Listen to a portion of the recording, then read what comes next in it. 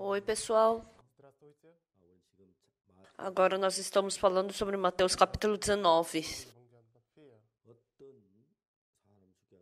E eis que alguém aproximando-se lhe perguntou: Mestre, que farei eu de bom para alcançar a vida eterna? As pessoas, o que elas mais se iludem é que as pessoas se olham por um ponto positivo, de uma forma positiva. Porque as pessoas se olham de uma forma positiva, o que elas pensam? Elas se lembram por bastante tempo que elas fizeram bem e elas jogam fora o que elas fizeram mal. Então, elas sempre se olham de uma forma positiva.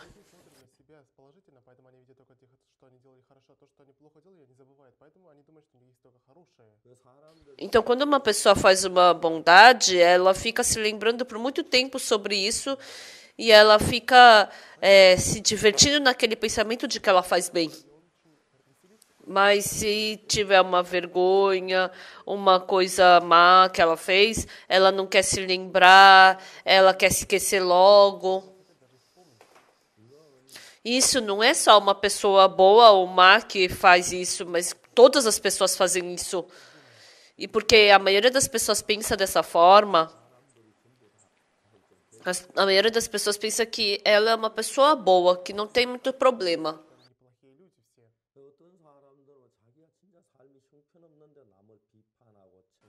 E tem muitas pessoas que pensam como elas perseguindo as outras, elas acham que elas são boas. Então isso não parece uma grande coisa, mas o que é importante? Porque nós fizemos maldade, cometemos pecado diante de Deus, nós temos que receber misericórdia de Deus para poder nos libertar disso. Então, esse tipo de pessoa vive que tipo de vida? Se eu consertar alguns aspectos na minha vida, não vai ter problema, né? Então, se eu consertar alguns erros, então vai ficar tudo bem. Eu sou bonzinho. Eu cometo só um pouco de erro, eu peco um pouquinho, mas se eu consertar só algumas coisinhas, então eu não vou ter problema na minha vida espiritual. Então é assim que a maioria das pessoas pensa. Então as pessoas pensam como, é só consertar alguns aspectos que tá tudo bem. Quando a gente falou daquele homem que devia 10 mil talentos, também foi assim. A história do homem que devia 10 mil talentos, o problema dele era a dívida. Mas ele não achava um problema o coração dele que ficou devendo 10 mil talentos. Então a Bíblia nos fala, mais do que o resultado, ele está falando que o nosso coração é torto, mau, imundo e sujo.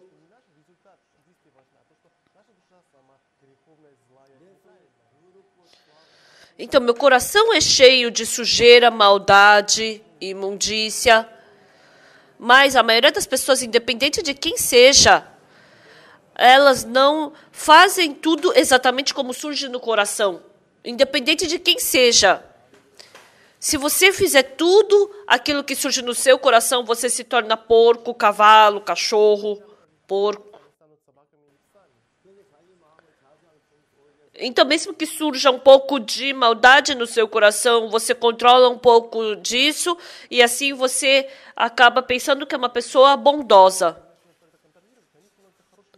Então, as pessoas, independente do pensamento que surja dentro dela, ela só quer mostrar uma coisa boa, quer mostrar uma bondade diante das outras pessoas. Então, se eu falar de uma forma simples, o ladrão não rouba diante das pessoas. Ele rouba quando as pessoas não estão vendo. Então, quando as pessoas não estão vendo, elas roubam. E quando as pessoas estão vendo, elas não roubam. Então, ou seja, as pessoas não querem mostrar diante das outras que roubam. Então, mesmo que não roube, tem a vontade no coração de roubar.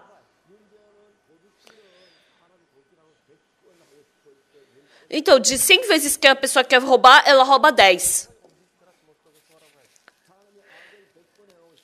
Porque quando a pessoa quer cometer 10 maldades, ela comete 10. E quando ela quer fazer uma bondade, ela faz algumas bondades, ela pensa que ela é bondosa. Então, quando Deus vê, essa pessoa é muito má, mas quando a pessoa se vê, ela é boazinha. Esse tipo de pessoa jamais pode receber graça diante de Deus. O que Deus nos fala? Que nós somente temos maldade, que somos mal, e Deus ele nos fala isso. Então, se eu penso que eu sou bonzinho, eu faço bondade. Então, Deus acha muito engraçado a gente sendo mal, querendo fazer bondade. Por isso, quando esse intérprete da lei, Jesus Cristo falou para ele, né? Amarás o teu próximo como a ti mesmo. Faze isto e viverás. Mas o que o intérprete da lei falou? Ah, quem é o meu próximo? E naquele tempo, Jesus falou para aquele intérprete da lei. Um homem estava descendo de Jerusalém para Jericó e encontrou salteadores. E os salteadores bateram nele, despiram ele e fugiram.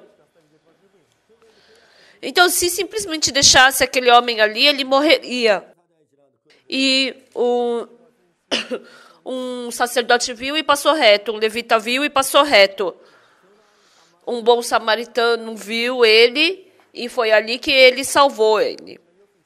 Então, o bom samaritano, o que ele fez?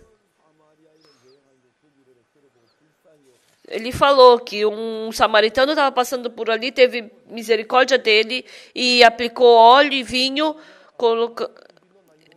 nos seus ferimentos e colocando sobre o seu animal, levou-o para uma hospedaria e tratou dele. No dia seguinte, tirou 2 denários e os entregou ao hospedeiro, dizendo: cuida deste homem, e se alguma coisa gastares a mais, eu te indenizarei quando voltar. Então, é a história onde aquele homem atacado por salteadores recebe salvação. Quando Jesus Cristo escreveu essa história por parábola, o homem atacado por salteadores, ele não fez nada para ser salvo. Ele nem podia fazer e nem tinha como fazer. O homem atacado por salteadores não fez nenhuma bondade para ser salvo.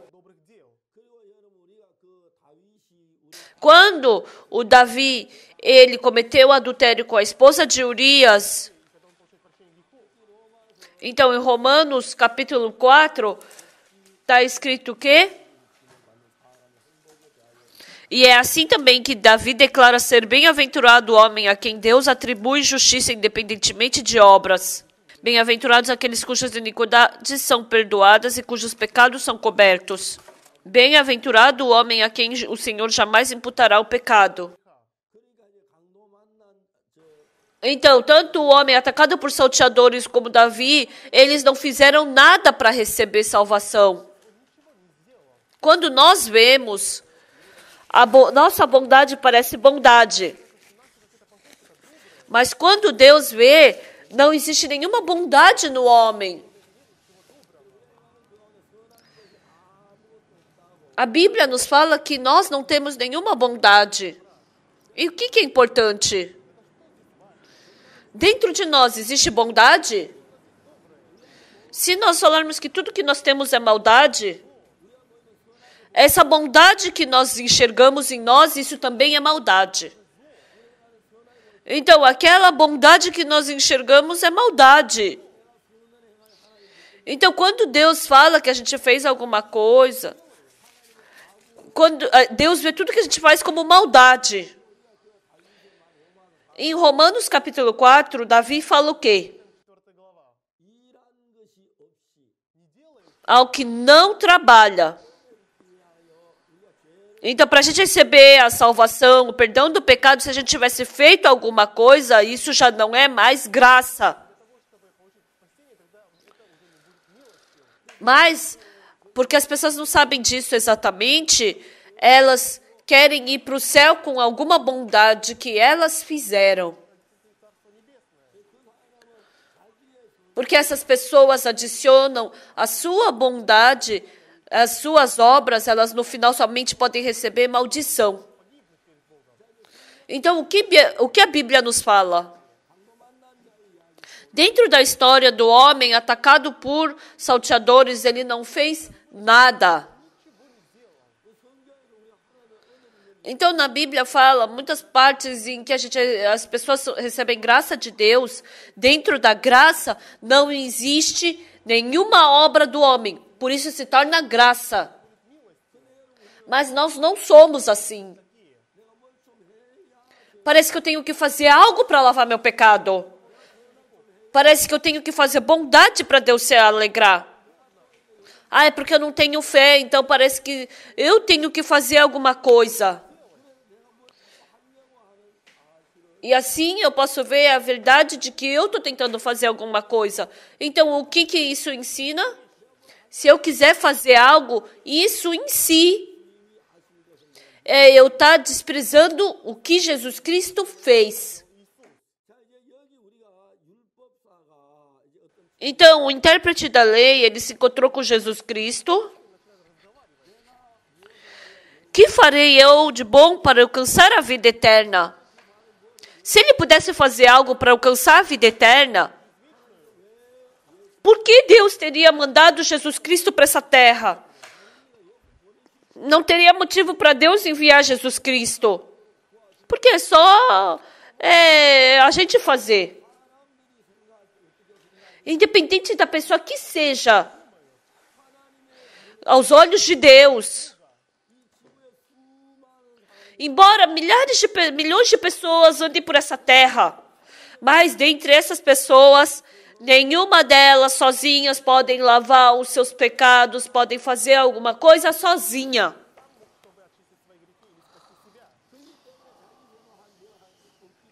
Porque as pessoas não podem fazer nada sozinhas, Deus teve que enviar Jesus Cristo para nos salvar. Mas por que a gente não sabe exatamente sobre isso? Ah, mal? Eu sou mal. Mas eu tenho boas partes também. Eu tenho partes que eu fiz bem também. Eu tenho partes que eu sou bom. Porque as pessoas não conseguem perceber que elas por si são más. Se não existe nenhuma maldade que eu faça, qualquer coisa que eu faço, não tem como eu fazer bondade. Então, eu somente posso receber maldição. Então, eu tenho que jogar fora tudo aquilo que eu faço. Então, pensem, pessoal. Se vocês não conseguem orar bem, então o que vocês vão fazer? Vocês vão se esforçar para orar.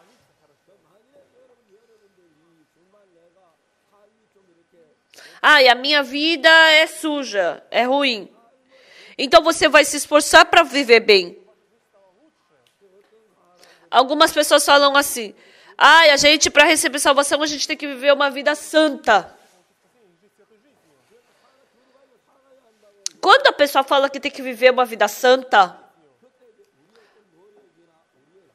aparece a nossa obra, o nosso esforço.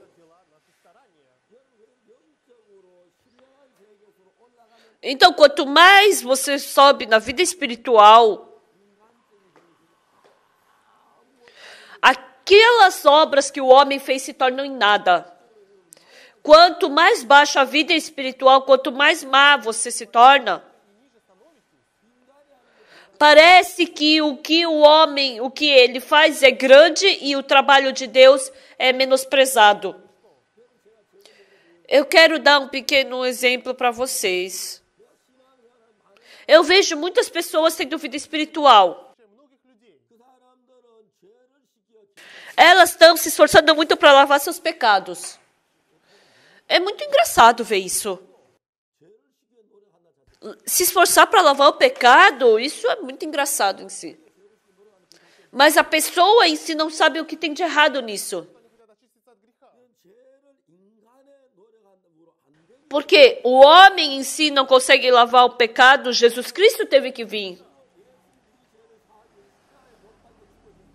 Todas as pessoas sabem que Jesus Cristo veio para lavar os pecados da humanidade.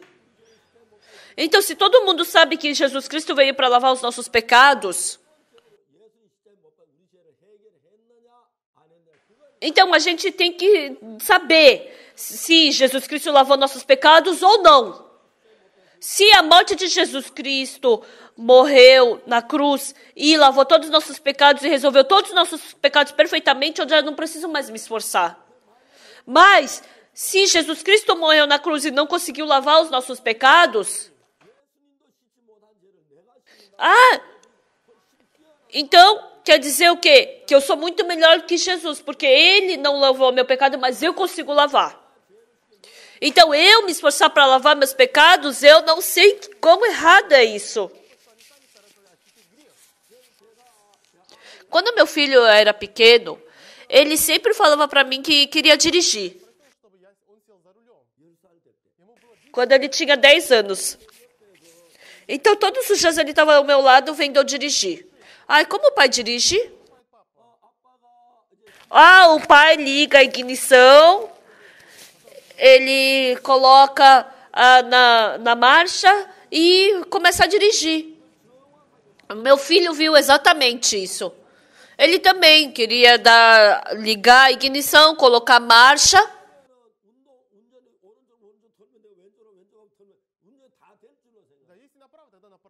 Ele pensou, se eu for para a direita, eu vou para a direita. Se eu virar para a esquerda, eu vou para a esquerda. Então, dirigir não é uma teoria, você tem que ter senso para isso. Então, você tem que sentir para dirigir.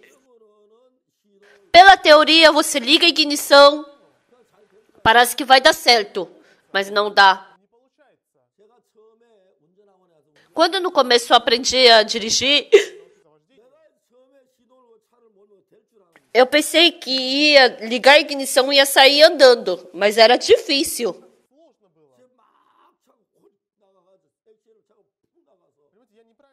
Eu ligava o carro e o acelerador, ele andava rápido e de repente eu freava e parava, de repente o carro...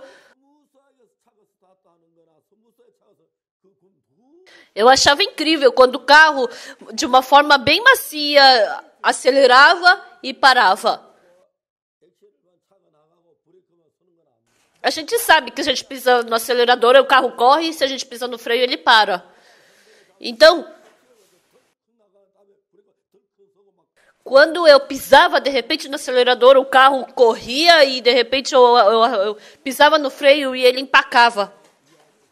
Então, vamos falar sobre esse tempo.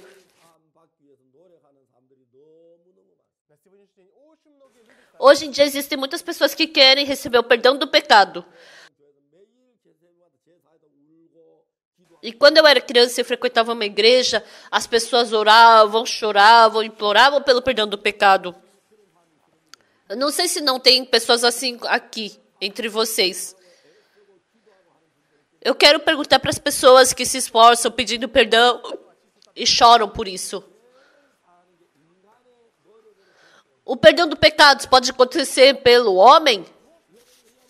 A gente se esforçar, a gente se arrepender, confessar o pecado, pode lavar o nosso pecado? Porque o salário do pecado é a morte. Para você ter o pecado lavado, tem que ter morte. Sem morte, não tem como resolver o pecado.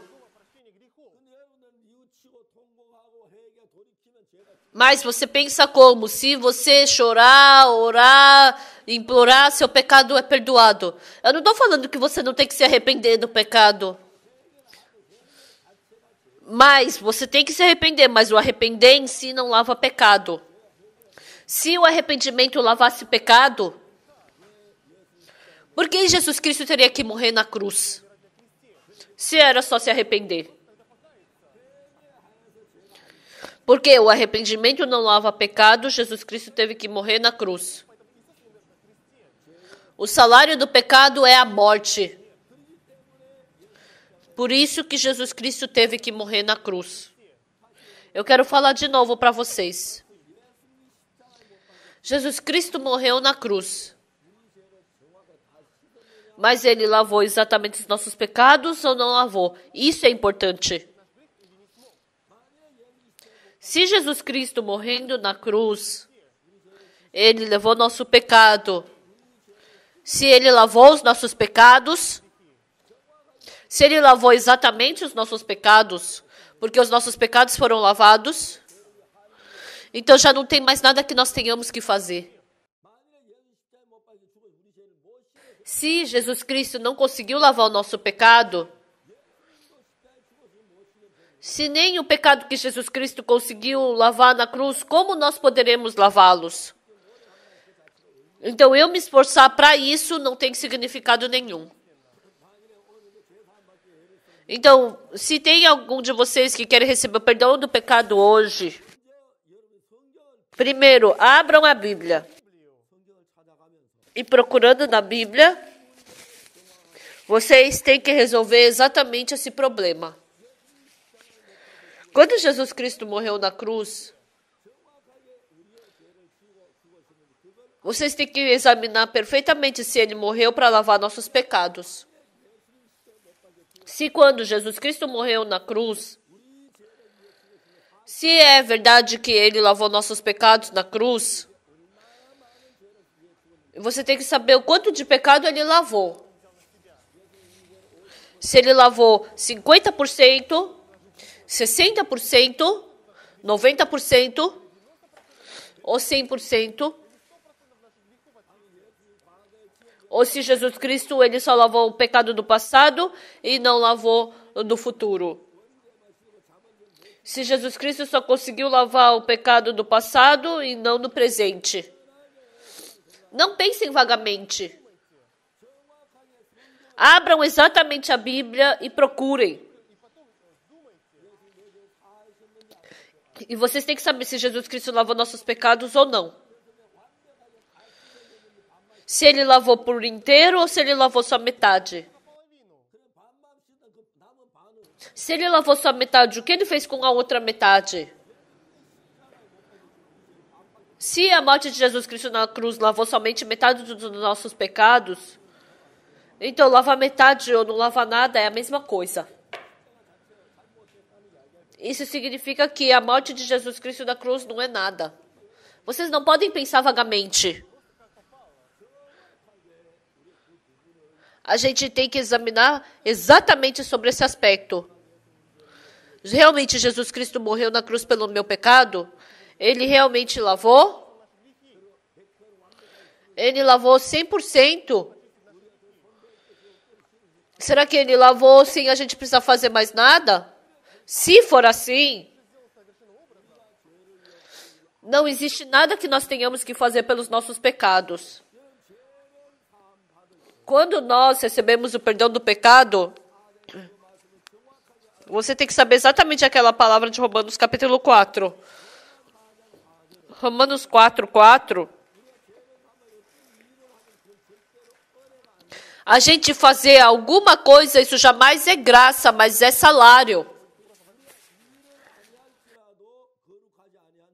Ora, ao que trabalha, o salário não é considerado como favor, e sim como dívida, mas ao que não trabalha, porém crê naquele que justifica o ímpio, a sua fé lhe é atribuída como justiça. No versículo 6, o que está escrito?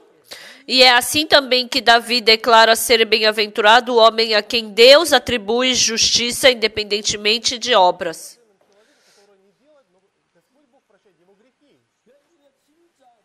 Então, as pessoas felizes, que tipo de pessoa que é? Pelos meus pecados eu não fiz nada. Jesus Cristo que fez essa pessoa que é feliz. Para lavar o pecado, Jesus Cristo é o perfeito. Em Isaías capítulo 53, versículo 6, tem uma palavra assim. Todos nós andávamos desgarrados como ovelhas, cada um se desviava pelo caminho, mas o Senhor fez cair sobre ele a iniquidade de nós todos. Ele deixou todos os nossos pecados nas mãos de Jesus Cristo. Quem foi que colocou os nossos pecados em Jesus? O Senhor fez cair sobre ele. Em Isaías 53, versículo 6, mas o Senhor fez cair sobre ele a iniquidade de nós todos. Por quê? Se a gente tivesse 5 ou 10 pecados, eu poderia passar para Jesus Cristo esses pecados. Mas a gente tem 10 mil pecados, 1 milhão, 100 mil pecados, 1 milhão de pecados. Então a gente não pode passar perfeitamente os nossos pecados para Jesus. Deus fala, você não consegue, eu tenho que fazer. Você não consegue. Se você fizer, você vai fazer errado. Por isso está escrito que o Senhor fez cair sobre ele a iniquidade de nós todos. Deus, ele fez cair perfeitamente todos os nossos pecados sobre Jesus. E Jesus Cristo morreu na cruz, lavando perfeitamente todos os nossos pecados, independente de como a gente enxergue. Quando Deus enxerga, porque ele lavou perfeitamente, quando a gente enxerga, já é perfeito, já é limpo. Mas as pessoas não acreditam nisso. Porque as pessoas não acreditam que Jesus lavou seus pecados já perfeitamente. As pessoas se esforçam para lavar seus pecados. E elas se esforçarem para lavar seus pecados, elas estão, na verdade, rejeitando a Jesus Cristo. Então, nós temos que receber pela fé que Jesus Cristo já lavou todos os nossos pecados. Muito obrigado. Eu continuarei na próxima vez.